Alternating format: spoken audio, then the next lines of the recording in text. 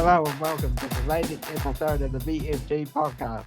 Today I am here with Jonathon, Denis, and a new member to our team for today, Helena. Welcome everybody. Nice to Uh, see you, Blake. Thank you. Would you like to start us off, Denis? Yeah. I Did y'all catch the ferns? I did, yeah. Yeah. So ferns versus Japan. What'd you think? It was an away game. Go for it, Helena. I honestly think that 2-0 against the Ferns, against Japan, and the goals that were conceded, I don't think that's a bad result for the Ferns. And I'm not trying to be negative or not expect anything of the Ferns, but I just think that, to be honest, Japan is probably one of the world's best three sides. And we were creating chances against them, and the goals we conceded pretty fixable problems. So I actually was quite impressed. I think the Klimkovic era is really exciting, to be honest. Yeah, let's speak about the coach for a second. You know, she was up for the coach. She was up against Sermani. And I was a big fan. I wanted her to get it, but no one else. Everyone was out bring on Uncle Tom. Everyone likes Tom Sermani, but she's at the point of her career where she wants to prove herself. She wants to win. She wants to make a name for herself. I think the players like and respect her. What do you guys think? Yeah, I mean, guess, feedback I've had. yeah. Oh, sorry, Blake, you go. You go. Sorry. The feedback I've had from players that I know that have, been in camps across both is that no one can speak highly enough of Yitka. The players just respond so well to her. I think the environment is as positive and healthy as the Ferns environment has possibly ever been. Players that previously weren't really interested in continuing their international careers are now keen to be part of the Ferns. I think that her influence in the short time she's been with them, is just quite profound. I think you can actually see it too in the way they're playing. They look just 100 times more relaxed, which to me that shows the environment. I think that she's really quite something special, to be honest. Not just because she's Slavic, and I'm always biased towards Slavs, but I think she's a pretty brilliant coach. She is. I think her background was with the USA, actually. She was the U20, U23, I can't remember which, but she did coach in that system before here. I'm glad to hear that from what you hear on the grapevine that she's well liked, well respected. You never quite know until you see the vibe. Mm. And it's a fun vibe with Ali Riley as the captain. Sure is. I guess for me, it's I'm really happy that more women teams are actually having women as coaches rather than men having being a coach of a women's team. That's really nice. I like the flow of it. You know what I mean? You've got it at England, you got it at now New Zealand, and a few other nations now. It's so nice to see the women's coaches getting, to showcase on the international stage because, you never used to. Now, granted, I've only been watching women's football for, a year or two, maybe three, but you never used to see many women's head coaches on the international stage. It always used to be English league or, that kind of thing, but you never used to see it in the from what I saw, you never used to see it in the international field. That's quite nice. Yeah, it's definitely a big shift. And to be honest, I was thinking, before we recorded, the Olympics Canada women coach, gold medalists, the Euros Serena Wiegman with England women coach, that result for the Lionesses, incredible change, really. And then, I think the Ferns, you can just see that something about that environment is clicking. And I don't think it's irrelevant that for the first time they've got a female coach, you know, who also I think really believes in the Ferns and doesn't really buy into this do the best we can, we're always the underdog myth that I think was actually getting obstructive for the Ferns. Like, you know, for a while it was helpful to them, but it was becoming a problem. I think that they just go into every game like damage limitation. I think that's gone with Yitka. And I partly think that's a gender thing because she doesn't have this like, oh, make the best of it mentality. She has like, let's be the best. Which like I really rate. And I think that, you know, gender's a big part of that. So I completely agree, Blake, like big shift. Yep. 100%. I mean, we could talk about this all night. I literally would love to talk about this all night, you know, gender and coaching.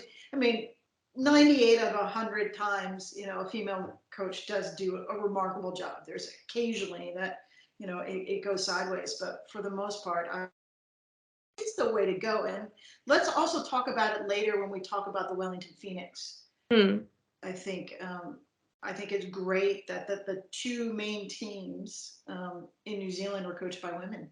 I mean, that's cool. Jumping in, contrary opinion, I felt last night that the Ferns it was almost like they were half a step behind. I just kind of thought the Japanese were playing about half speed.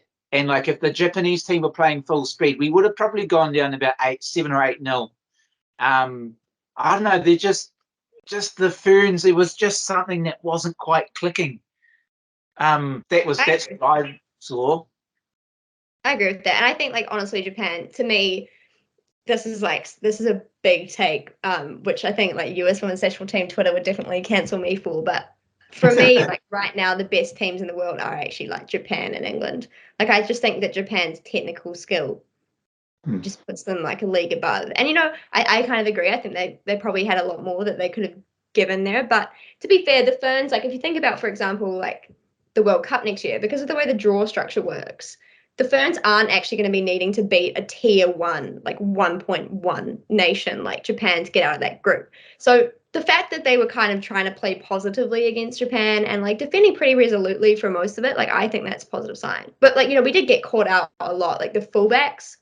That was a big problem for me, but equally explicable because, you know, your two starting fullbacks going out injured or sick or whatever it was in the week. I think that kind of got to the flow a little bit, and like both those goals, I would say like are fullback heroes.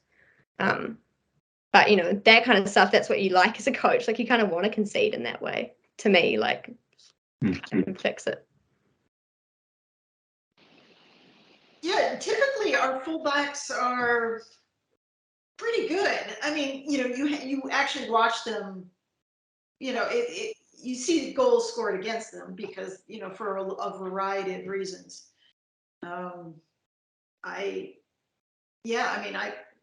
Listen, so the fullbacks on the Ferns are some of my favorite athletes on the team.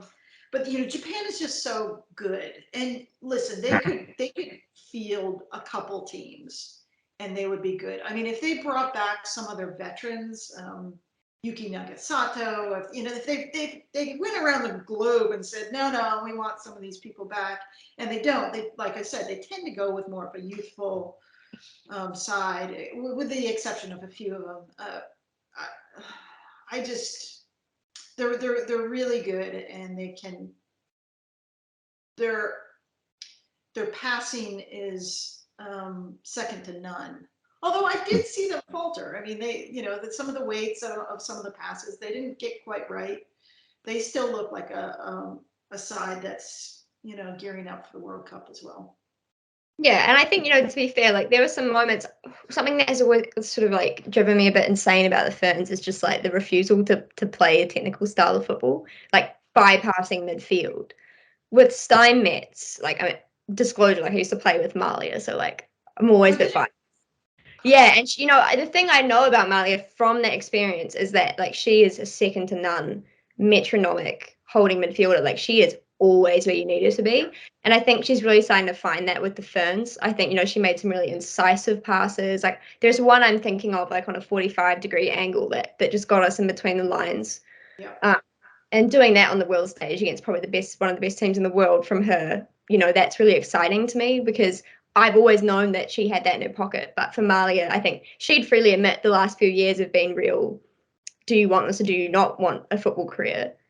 And it's cool to see her really starting to embed herself in that Ferns midfield. Obviously you want Rhea Percival back and healthy, you want Flea back and healthy, but the fact that Malia is kind of really starting to make it tick in there for me is like playing almost like a Japanese style, like really passing the ball around. Like that's really exciting for me. Yeah, she was great. She was the number 6. Just tucked in there, directing, the passes after they come out of the fullbacks, and she did a great job. I really, really liked her. I'd never really been switched on to her until honestly last night when I watched it. Yeah, she's another that's thriving in that. I think she's really just thriving with Yitka. I think that's one of those coach-player synergies that's really paying off right now for the Ferns. Any other athlete you want to highlight? I'm really excited by India Paige Riley. I think she's got, obviously her feet speak for herself. She's clearly brilliant, creative. Her and Wynnum is a combination that I want to see. But, the thing that I actually think that goes under the radar with India is her work rate. Like, I would love to see her GPS stats from that game because the amount she was tucking in and getting back and defending, like, I just really rate that in a wide forward. And I just think that's so, like, what the Ferns want to be. Yeah. She really excites me. And, like, I don't know why Australia let her go, but we'll have her, I guess. So you think she'll make the team? You think she'll make the World Cup team? Yeah, I mean, I hope so. And I think Yitka's really impressed with her. Like, that's kind of the vibe I get. I mean, that press conference, I can't remember what it is that Yitka said, but I remember thinking at the time, like, I would, like, want that printed out on my wall if someone said that about me. So I remember it was, like, distinctly glowed. But I just think she's brilliant.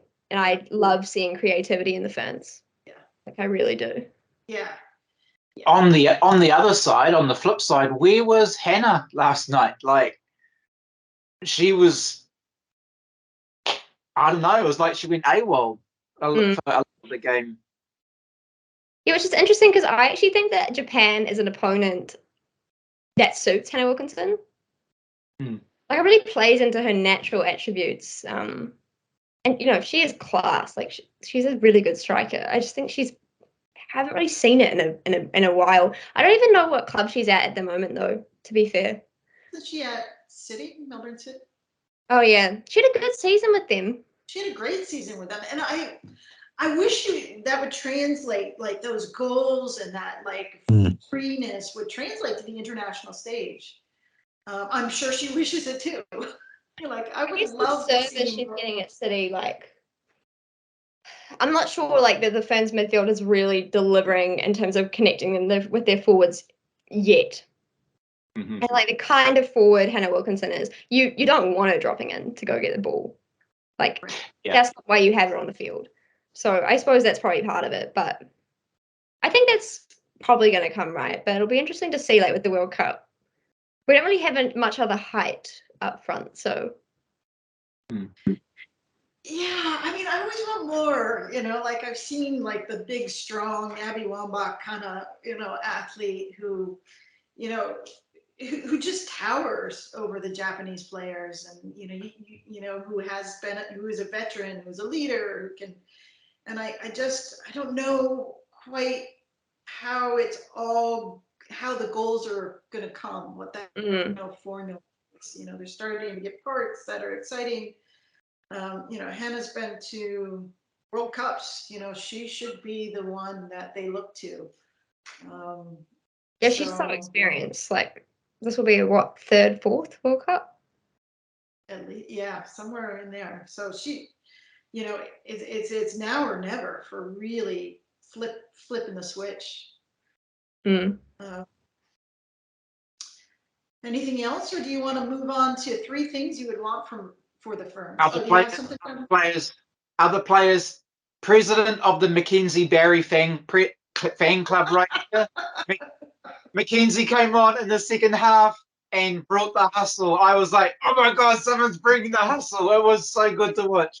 But obviously I'm biased and I'm happy to admit that.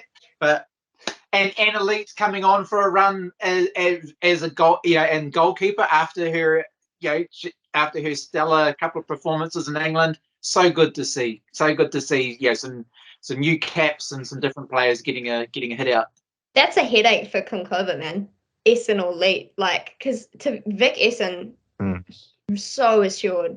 I really rate her as a keeper. I love her energy on the pitch. But Leet is freakish in terms of her save range. Just not a regular female athlete in terms of just goal coverage. So glad I don't have that problem because, man, in terms of shot stopping, and Elite is could be the best the game has seen in a while. I agree. She reminds me of that sort of men's strength of a goalkeeper, and you don't see that a lot in women in the women's game. It's very, very rare. Yeah. It's been said since she was, she's from school down the road from where I went to high school, and it was said at the time that just her, she was playing men's reserves at 14, which that is a 14-year-old girl playing against fully grown men that, that speaks for itself for me. And just her ability to get across the goal, it was talked about on the shore from 2013. So it is actually pretty profound. She really has something God-given, just something else. But she's so young as well. I think she's a year younger than me, or 22. So she's got no rush, I guess. Got 10 years minimum. Michaela Moore, she was great. I like Michaela. There's just something about her. There's just this little bit of X factor, or this little bit of something that she brings, and she's just really fun to watch. Yeah, full grit, just full commitment. That's what you get from Mouse, which I think really sums up what the Ferns are about, Yeah, she's living the Ferns logo there. She's grit. She's all in, and I love that. I love to see that. I love the new haircut. And we've talked about this. I love it. Yeah, she's cool. I hope she's having a brilliant time in Glasgow. That's such a cool city and cool club. I think she is. Yeah. I know some members of our Flight of the Knicks group actually went to see her play last week, and she did very well. Scored a goal, I think. Yeah, she did. Great finish. Yeah. Anyone else you want to highlight? No, I'm good with the Ferns. Are you happy? Yeah, well, I just want to do the quick 3 things you would like to see from the Ferns. And, we don't have to go into great depth. But I have 3 things I'd like for the Ferns. And here I go. I like seeing Katie Bowen in the midfield.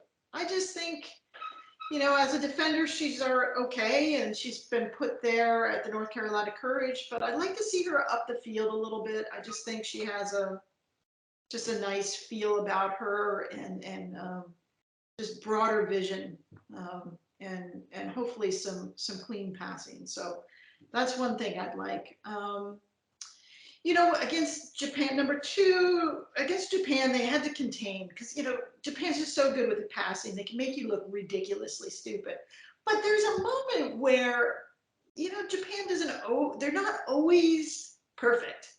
And so, sometimes you can make your opponent make some mistakes. And I would like to see that the Ferns, I don't know what defense they're doing, in the other teams have, but I would like to see some pressure sometimes, some wild and crazy, just go for it and see if you can strip the ball. And again, I don't know if Japan's the right team, but I would like to see that energy, that crazy, that Phoenix energy of we're gonna just do it, and if we make a mistake, okay, but I sometimes think, okay, they're just playing it a little bit safe. And for me, I kind of like the chaos ball. There's a part of me that just craves that. And so I'd like, personally, to see the Ferns have a little bit more chaos. However, on the other side, I'd also like to see them have more control in the offense. I would like them not to give the ball away so much. I would sometimes like just to see them play around with it and just go, here we are in the pitch. We own this pitch. This is our match, and work up the field with it in the way they want to. Sometimes I just kind of go, oh, you're just control a little bit more, be better for your confidence. So those are my 3 things. Who's next? I'll go. Brennan. So mine aren't necessarily flame related. Mine are more around marketing for the South Korea miniseries. I'd like to see more promotion on TV, more promotion in the city where they're going, and just having the players get out there so new fans can know who they are. But not everyone, unfortunately, knows, and it's a sad thing, who these foreign players are. So my 3 points are around promotion. And if you wanted to throw an extra one in there, let us play more of the bigger teams, please, on a regular basis, not just World Cup. Because, if you want to get the growth of the game here, you need the players like the US to come over. You need the players like UK to come over. England, rather, US, and that sort of thing. So I would like some more promotion and some more bigger nation to come to the country. However, South Korea is a good start. Cool. I mean, Jonathan.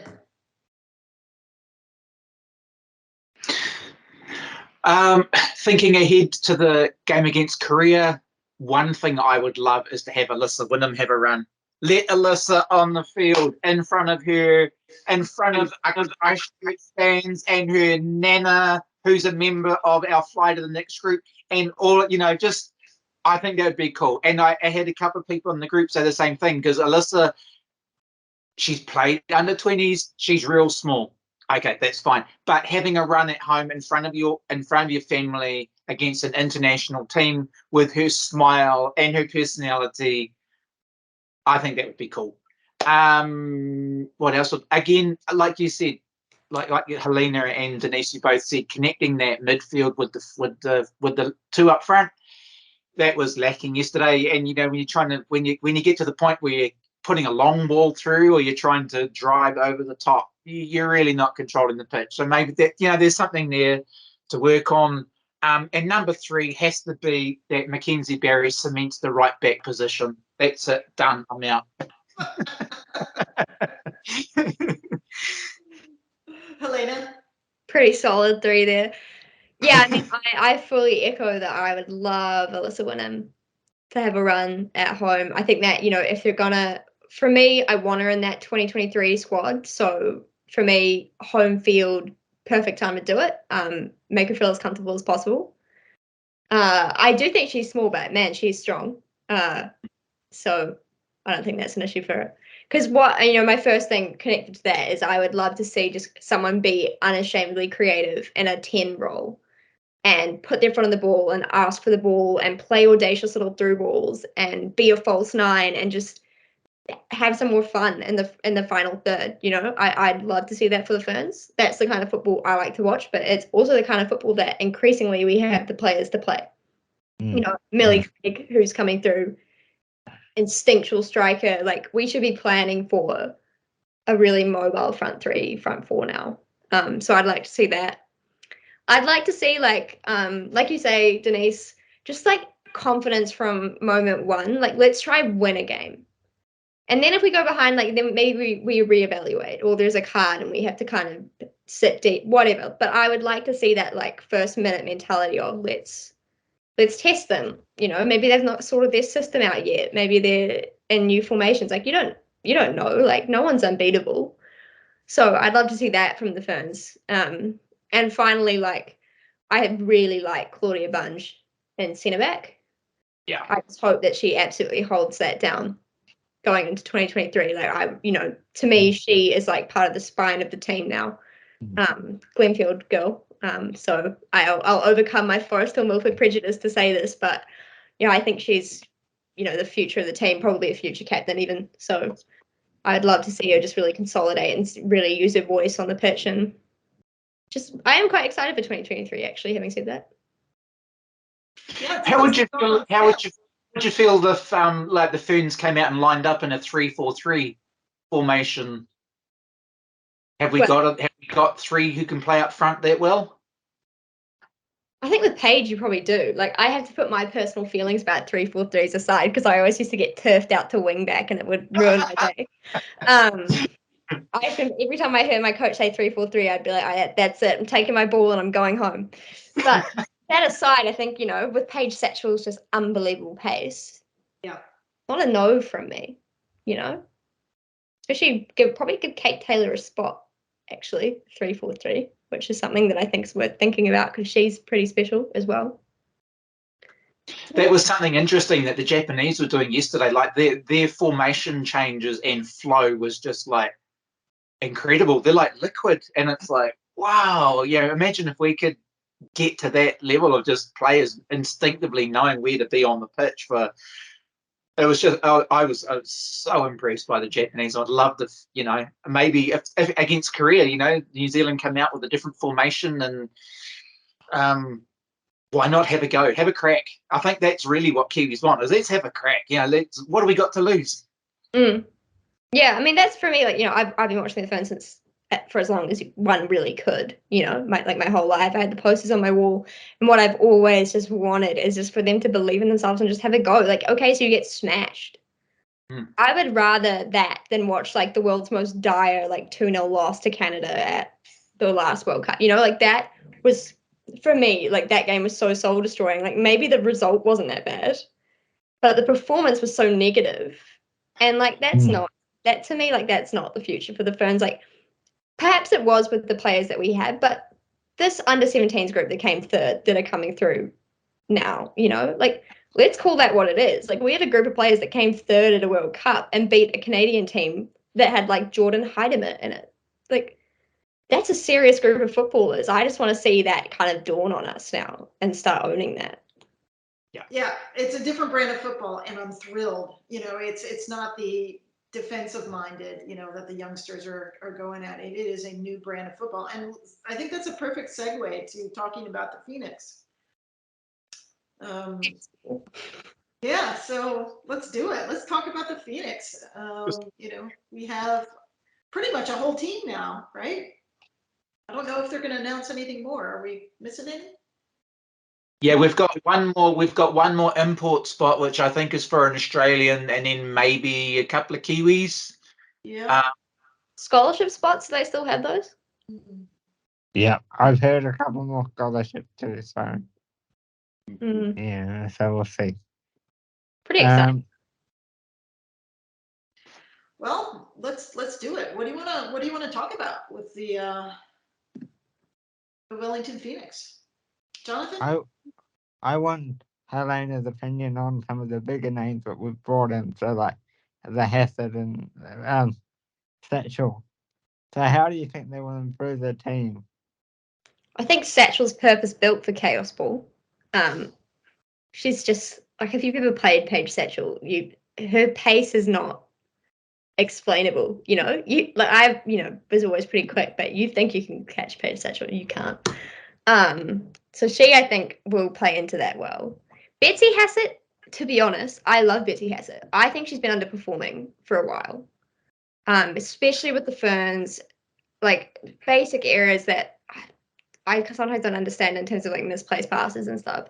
And I'm hoping that in the Phoenix setup, she can really step into that role of like senior on the team and be the general in the game, like really take control, put her foot on the ball and kind of find the player that I know she is again. She's technically brilliant. Like you don't play in Scandinavia if you're not really technically sound. That's just the nature of those leagues. So I think for her, it's an important moment in her career to kind of re-find it again, which is exciting for the Phoenix because there's no reason why she's not going to be brilliant for them. And I think it's pretty special to play in a professional club in your home country, which I mean, for most of my life, that was impossible. So for Betsy, it's 100 times more kind of surreal. But yeah, Satchel, Betsy, I think those are great signings. Yeah.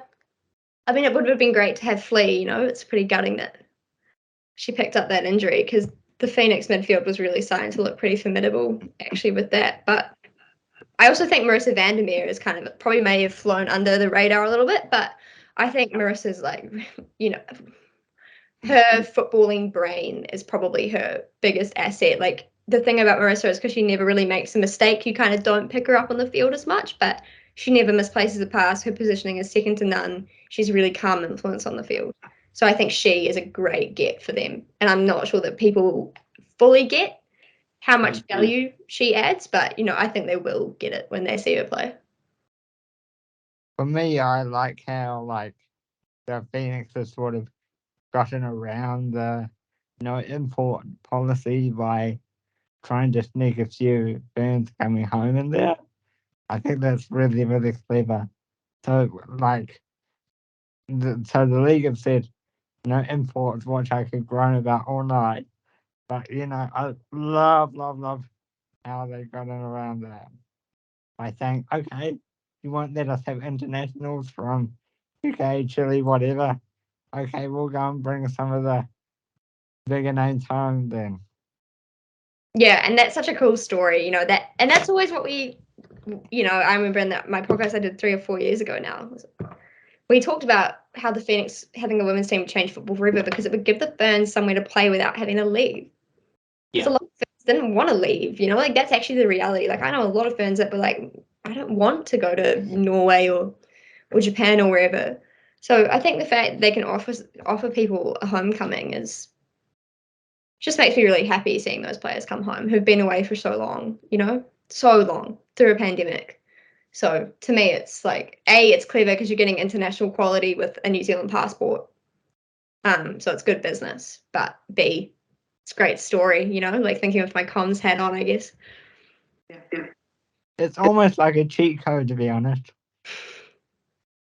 It's really smart business. Like I think they've assembled a squad in a really just clever, considered way. And I rate that Lawrence went and watched like MPL and picked up Seco. I don't know how we decided we were going to say that. But you know, like going and watching MPL games, and that's, you know, that's really clever because there's so much talent in there that don't have W League spot or, you know, A League women's spots. So brilliant. You know, it's kind of Brentford to me. Like you go pick up the people that don't make the cut first to go and find the value in them. So yeah, really rate that. And especially after losing Gemma, that was a big blow for us. Like, yeah, I can talk about that all day, but I won't. But yeah, that was a big blow for us. So yeah, to see Natalie adjust so quickly is quite good, and I hope she can bring that, you know, that sort of same mentality as Gemma did to the team. You know, so by all accounts, the training's been really good from what I'm hearing. So it should be very similar. So yeah, I'll be interested to see how that goes. One of the things that I'm liking is the fact that like last year or last season, the team was pretty much thrown together within like 6 weeks.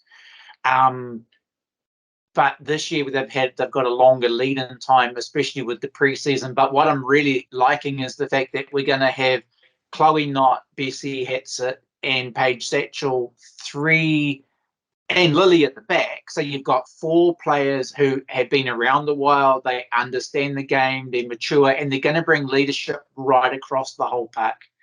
Chloe was a bit of an undersung hero last year. She was just consistent. She was strong in the midfield, but for whatever reason, just the bell for fans are going, "Hey, isn't she amazing?" But maybe it'll happen this year. But I think that consistency is cool. I am like chairperson of the Chloe Knott fan club. Like Chloe was always, you know, when I was a young player at Forest Hill, Chloe would come back from Georgetown every July and like play a few games with us, and we'd all get to ask like, what's college soccer like? Like, what's it like living in America? And she was just like amazing and like my idol when I was a teenager. And she's always had that die for your team work ethic. You know, there's nothing that Chloe was doing for the Phoenix that people at Forest hadn't seen at Beecroft Park at 9 p.m. on a Tuesday, you know? So I just think that she's a great get for the Phoenix and such a great person off the field as well. Like Chloe is whip smart, so clever, so considered, such a great leader, so kind and always there for younger players, you know? So in terms of like dressing room value, she's second to none, which is awesome for the Knicks because they are a young team still. They are still a young team, which you can so easily forget. Like they really got some good results last year. I still sometimes feel like I kind of imagined it. Chloe did a fantastic podcast interview with the PFA, so the player, whatever it is, PFA or whatever, the Players Association out of Australia, and describing her both her intellectual study at uni, at college and university, plus football. I was like, wow, how did I not pick up that she was so good through the season? And it mostly came back to the fact that she was just that quiet worker, just always beavering away there in the midfield, just always on it. So yeah, hopefully some good things this year. Again, just one more thing on Chloe from me, and she's so versatile too, because she's had so much experience at college. She can do step in and do a little bit of coaching possibly, and she's so versatile too. We've seen her be able to go on TV, do the hosting, so she's not just there as a player. She's got so many other roles that she can do. So that's really good too. Georgetown and Durham, like as a nerd, like that's the dream. But she's versatile on the field. You know, she's playing massively out of position last season. Like thinking about Chloe as a 9 4 years ago, like we all would have laughed, you know, because she's such a midfield general, like always a 10 or an 8. Really, that's her happy place. Likes getting stuck in with tackles and things, which I think you saw in that chaos ball high press. So I actually wouldn't mind her getting some time a little bit, even as a false 9 or a 10. I think her and Wynnum could be a really dynamic, fluid midfield partnership because it would depend a bit on can they recruit like an out-and-out striker. And I think that's what is needed now. Like you've lost Jale. That's probably what needs to come. But you know, Chloe, such as Chloe, like stick her anywhere, she'll do a job for you. So, but I would like to see her kind of back in her home zone for a bit. I think be cool to see what she can bring there. How do you think she'll pair up with Mickey now? You know, Michaela Moore's coming again. Yeah, we're talking speed, we're talking pace, talk goals. What do you think that combination might look like? Mickey Robertson, man, she's dynamic. I can't even like it's actually been a few years since I've seen Mickey even play. I don't know where she's been. Phoenix Academy. I honestly lost her for a little minute there. But she's been playing Wellington here. Yeah. Playing Wellington, yeah. She was with the Youth Boys Academy or the Youth Academy with the Phoenix, and I think she did take some time off. Yeah, makes sense. I mean, she's had a lot going on for the last few years, but I think she's so technical. She's got really good vision.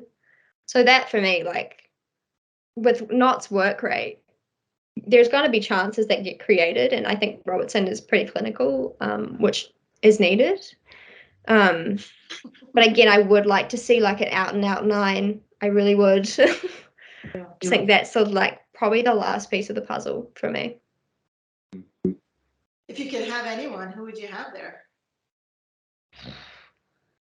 I mean, anyone in the world, like anyone in the world. Sure, let's go anyone in the world. Man, if we could sign Beth Mead tomorrow, like get the give a little going. I don't care what we have to offer. But more seriously, I think Wilkinson would be a great get. We won't get her, but she would have been great. I'm trying to think who else is dotting around the league, to be honest. Courtney Vine. Oh, now, yeah. Vine time. Mm-hmm. Get the give a little going for Vine time. I would rate that. She is something special. She is just. Beanie, have her too. But yeah, no, I mean, Beth Mead is my number one. So get on that, Natalie Lawrence. Let me know how that's coming along. I can put in a phone call if needed. We'll get on the phone with her. I have one more question that I'd like to ask. I want to ask a theory on this. Do you think that we would have got the quality that we have gotten if Gemma had left earlier? I think Nat is really highly regarded as well. So, you know, again, president of the Gemma Lewis fan club. Like, I think Gemma is a brilliant person. Loved working with her. Like, every interaction I've had with her has been amazing, and I'm happy for her that she's gonna see family. It's been a tough time being away from home, but I think Natalie is a really highly regarded coach. Her and Gemma were really a unit. So there were probably some players that, you know, would have felt the loss of Gemma. But I think like Natalie is equally as well placed to recruit well. And players, you know, I don't think it can be underestimated. Oh, my mum always gets mad because I get that wrong. It can't be overestimated. God, I can already hear her yelling at me. Just the importance for female players, like they do kind of want the opportunity to play for a woman coach, you know? Like I can't even remember the last time I had that. And it would always attract me to a club, you know, just that it would. Yeah, there was something about the partnership of the two that you felt like, okay, if Gemma left, you had Nat, you know, and I know there's Natalie was able to choose her new assistant. I don't know anything about him. In fact, I even have to look up his name. And does anyone have his name available? No, yeah. But I wish she'd chosen another woman as an assistant. But you know, there's always a chemistry there, and there's been incredibly successful female coaches, and I think without going into it, I think it's really important that athletes do just trust their coaches, and that you know that we are in an era that of the Gemma Lewises and the Natalie Lawrences, you know, the ones that are the next generation of coaches, that they understand who these athletes are, they understand what makes them tick, they honor them, they want what's best for them. They're good people, and so you really feel like you want this Phoenix team to have good people and good people around it. And because they are so young and because they are just human beings, and that we are entering hopefully a better era of women's football. And yeah, I mean, there's a whole podcast that we had on the last week for women's football about coaches. But like I fully echo that, especially, you know, having grown up playing like high level football as a really young person, because that's the norm in women's football. Like I never think of myself as young because I was always kind of like just average in the teams I was in. But actually 16 playing women's football, etc., you're a baby, you know, and you need people to care for you and look after you. And I'm really glad that the Phoenix seem to have people that have that like humanity. Because the other thing that I always try to explain to people was like women's footballers are so multifaceted because committing to football was not an option. Like you couldn't put all your eggs in that basket because the basket wasn't really there, you know?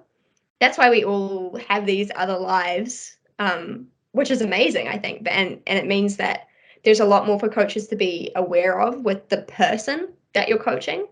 Just because, you know, being just a footballer economically it's just not how the world has worked for women's footballers, you know, at all. And it's always kind of hard to explain to people, but no one I grew up playing football with was committed to being a footballer at 5 like you have with some boys. Like my parents would have been like, no, that's not a sound decision. So got to have good people. I fully agree with that. And especially, you know, again, whole podcast on everything that's come out with coaches with the women's game, but you just want the best for the Phoenix, you know?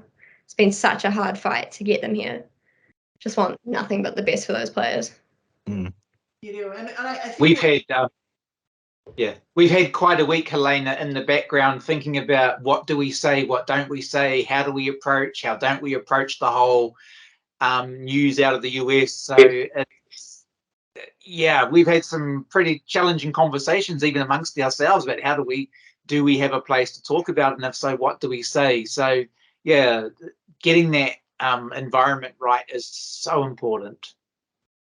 So critical. And nothing the what's come out in the Yates report is so just profound, like with my law student hat on, just like Jesus Christ. But having grown up, as a 15-year-old, 16-year-old playing women's football, I know the coaches that were not good for my mental health, that were not supportive of having other things going on. And I think that last year you saw, like when Grace Wisniewski took a step away, the support that was immediately wrapped around her and the way they saw her as a human being, and that's Grace has been in the system, like FTC, NTC age group, her whole like playing career, really. So she's like, if anyone's going to be dehumanized by football, she's a prime candidate, but she was seen as a person and supported as a person. And I think, that spoke so highly of that setup for me, that they just immediately, no hesitation, fully behind that player. Yep. That was one of the signature moments of the season last year, that they got it. And frankly, we were all so proud of everyone. And I mean, if the players aren't supported, then there's really no reason for this, because it's just a nightmare. So we are, as a Facebook group, as a podcast, we just want these humans to go through playing soccer and it not being traumatized for them. In fact, it'd be an elevation and joy, and that translates to the fans, and it goes nationwide. But I think the thing that we found out in this past week is you can't ignore the other stuff. And so much of women's soccer, what we learned during the week was, people trying to speak great things because they're just trying to get the fans there, and they're like, it's one big, box of chocolates. But there are things that you have to, figure out. And it's just, I think already football across the world is in a better position having that report come out. It's horrible. Like, our admin team for the most part, couldn't get past the first 2 paragraphs, and that was a terrible thing. But I'm glad I have confidence in the Phoenix through their selection and through the players and through last year. And as a supporters group, we're just going to keep them in check. I feel that is part of our role, is just to go, hey, if things are just feeling kind of weird, that we notice it. I mean, if you remember, Denise, when we talked, when we did that show with David Dome after that, the whole Grace scenario, he was saying that their support system is, he believed it was one, he might say that because it's a bit biased, but he believed it was one of the best in the league when we spoke to him. So to know that that's at the Phoenix, that's pretty promising. And I think they really showed that with, with the support they gave Grace. Yeah. Yeah. So, I mean, let's commit to a podcast where we can really examine these issues even further. Because, I even have, questions about that statement. And I want to believe that. I just want to make sure there's enough resources and, things when you go through the Yates report that says these are the things that they have to have in a team and in a league. Let's go through it and see if the A-League women has it. Cool. All right. On that note. Sorry, Jonathan. Moving right along. Back for back four. I love the back four of the highlight for me. Zoe McMeekin, Kate Taylor, Mackenzie Barry, and maybe Vosper out on the other side. And Lily at the back. That's what I'm turning up to watch. All the rest, the midfield and the forwards, you guys can go watch them. I'm just keeping my eye on the back five because I love watching what they do. Real defense merchant, eh? What's that? Real defense merchant, big fan. Yeah. Okay. So that's who you're turning up for. I like this question. All right, Blake. Who are you turning up for? Oh dear. The Phoenix match that debuts on November 20th. Like, if you're going, you want to watch. I just want to go there to do media. I don't want to watch.